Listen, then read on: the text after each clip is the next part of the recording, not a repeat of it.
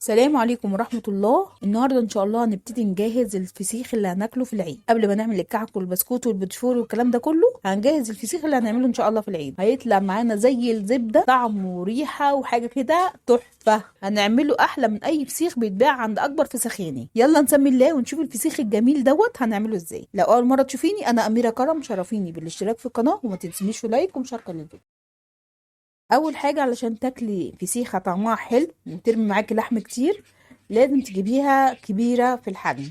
يعني تجيبي الاتنين كيلو ونص، تجيبي التلاتة 2 كيلو، تجيبي الواحدة نص كيلو. كل ما تكبري في حجم الفسيخة او في حجم السمكة تديكي طعم حلو وترمي معاكي لحم كتير. اهم حاجه لما تيجي تجيبيها برضو من عندي بتاع السمك تقولوا له انا عايزه سمك بتاع فسيخ يتخلل، سمك للتخليل. ما تجيبيش اي نوع سمك وخلاص. في السمكه اللي هي بقها عريض ديت اللي تنفع معاك في التخليل. هتجيبي السمكه ما تكونش سمكه كنال، لازم تكون سمكه مزارع. لو جبتي سمكه كنال هتنشف منك. السمك المزارع هو المخصص للتخليل، هتلاقيه طري معاكي وبيديكي دهنه كتير، هيبقى رمي معاكي لحم كتير زي ما قلت لك. هتبتدي تغسليه كويس جدا تحت الحنفيه، هتلاقي الخيشين بتاعته مليانه طينه، تعرفي اللي سمك مزارع. انا جبت الثلاث سمكات دولت 2 كيلو، جبتهم حجم كبير. في احجام اكبر من كده طبعا بكتير، بس اكبر حجم لقيته عند بتاع السمك. جبت الثلاث سمكات، ابتديت ان انا اغسل الخياشيم بتاعتهم كويس جدا زي ما احنا شفنا كده. نزلنا كل الطينه اللي في الخياشيم وكل الطينه اللي في البق بتاعته، وابتدينا اللي احنا نحطها في الشفشق زي ما انتم شايفين كده. حطينا الراس من تحت والديل بتاعها من فوق عشان تصفي كل الدم اللي فيها. دي اول خطوه هنعملها في السمك ان شاء الله قبل ما نخلله. سيبته قد ايه؟ سيبته ليله بحالها. يعني انا جبته الصبح، سيبته زي ما انتم شايفين كده في الشفشق لغايه بالليل. لو احنا في الصيف هتسيبيها لغايه بالليل وتبتدي اللي انت تخلليها. لو احنا في الشتاء هتسيبيها لتاني يوم. يعني انت جبتيها النهارده الصبح، تاني يوم الصبح هتبتدي اللي انت تخلليها. هنبتدي اللي احنا نطلعها من الشفشق ونغسلها كويس جدا بعد ما صفت كل الدم اللي فيها. السمكه بتاعتنا اتنفخت معانا شويه كده، بقت جاهزه معانا اللي احنا نخللها. هنبتدي باللي احنا نطريها، نطر اللحم بتاعتها عشان ان شاء الله لما تستوي تبقى لحمتها طريه كده وبتجري معاكي زي الزبده. هنطريها بالشكل كده، تبططيها كويس قوي، تحسي اللي هي بقت عامله زي الرغيف الفينو كده. بصي بتك عليها زي من عند الديل ومن عند الراس. حاولي بقى على قد ما تقدري ما تجيش جنب البطن خالص، عشان لو جيتي جنب البطن ممكن اللي هي تفرقع منك.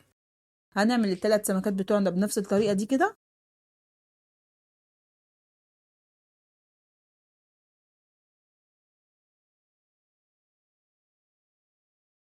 هنبتدي نجهز الملح اللي هنملح بيه الفسيخ بتاعنا. لو انت مش مستعجله عليه انت ممكن تجيبي الملح الخشن. هنحط عليها معلقه كبيره من الشطه، ده حافظه للفسيخ بتاعك عشان ما يجرالوش اي حاجه وهو بيتخلل. الملح الخشن او الملح الناعم زي ما انت عايزه. انا حطيت ملح ناعم عشان يستوي معايا بسرعه 10 ايام بالظبط، وفتحت عليه طلع معايا احلى فسيخ. اهم حاجه في السمكه بتاعتك لما تيجي تخلليها اللي انت تحشي الراس كويس جدا، تحشي الخياشيم وتحشي البق بتاعها كويس جدا، لان هي ما بتتخللش الا من الراس بتاعتها. طالما حشيتيها كويس من راسها ومن بقها هتعرفي اللي هي هتتملح معاكي كويس.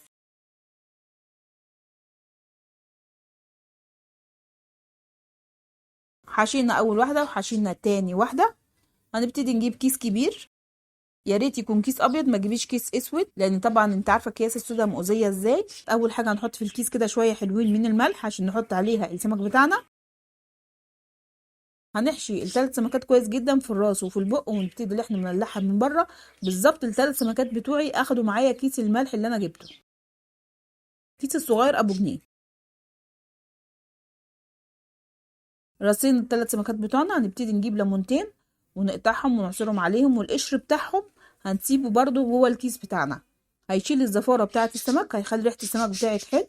لما تيجي تاكليه تحس اللي هو طعمه حلو، مفيهوش اي ريحه زفاره.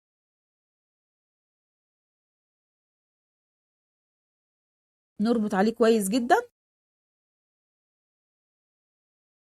هنحط كيس جوه كيس على قد ما تقدري، حطيه حوالي 3 اكياس 4 اكياس عشان لما يجي يتفسخ او يتخلل معاكي ما يطلعش اي ريحه وحشه في المكان اللي انت حاطاه فيه. طبعا احنا هنحطه في المطبخ بتاعنا، هنسيبه بالظبط 10 ايام هيطلع معانا احلى فسيخ. كل يوم قبل ما تنامي تروحي جايه قلبه الكيس بتاعك لمده 10 ايام. يعني النهارده سبتيه معدول كده، تاني يوم تروحي قلباه، تالت يوم تروحي عادلاه لمده 10 ايام. طلعنا الفسيخ بتاعنا بعد 10 ايام. هنبتدي بقى اللي احنا نفتح الكيس بتاعنا ونطلع الفسيخ اللي احنا خللناه. ريحته بجد كانت تحفه. اللي يجهز بقى الطحينه، تجهزي الليمون، تجهزي البصل الاخضر، العيش الطازه، وتنضفي بقى الفسيخ وتقعدي بقى عليه انتي واصحابك، لان دي بصراحه اكله الحبايب او لمه الحبايب، بيبقى جميله جدا في الفسيخ دوت. تقعدي كده وتاكلي منه احلى فسيخ. بصي بقى الدهنه اللي نازله منه، احنا طبعا ما حطيناش فيه ولا نقطه زيت، ديت الدهنه اللي نازله من السمكه نفسها. زي ما قلت لك، كل ما السمكه تبقى كبيره كل ما الدهنه اللي فيها تبقى حلوه وتظبط معاكي السمكه بتاعتك، ما تنشفش منك ابدا. طالعه طريه وجميله معانا جدا، وريحتها بجد حلوه قوي. هنطلع الفسيخ بتاعنا واحده ورا التانية كده، هنطلع الثلاث سمكات بتوعنا. بجد كان فسيخ تحفه، ريحه وطعم كده حكايه. هتعملي فسيخ في البيت احلى من اكبر محل فسيخين هتشتريه من بره. هنشيل فسيختين كده على جنب عشان نبتدي اللي احنا ننضف واحده كده ورا التانية. هنفتحها الاول كده بالسكينه، لقيتها مش نافع معايا السكينه، رحنا شايلين السكينه خالص وابتدينا احنا نفتحها بالمقص. هنفتح البطن الاول وننضف اللي فيها، ونبتدي بقى اللي احنا ننضف البطن كويس من اللي فيها. تشيلي كده الزعانف اللي على الجنب ديت. بصي انا لما باجي اطلع الشوكه بتطلع معايا بسهوله ازاي، بتجري معايا كده، بتتخلي عليه وحدها من كتر ما السمكه معايا مش سويه. ديت طبعا مش هتترمي، دي بتتاكل ما بتترميش خالص، المصمصه اللي فيها دي بتبقى حاجه كده تحفه. بجد كانت جميله.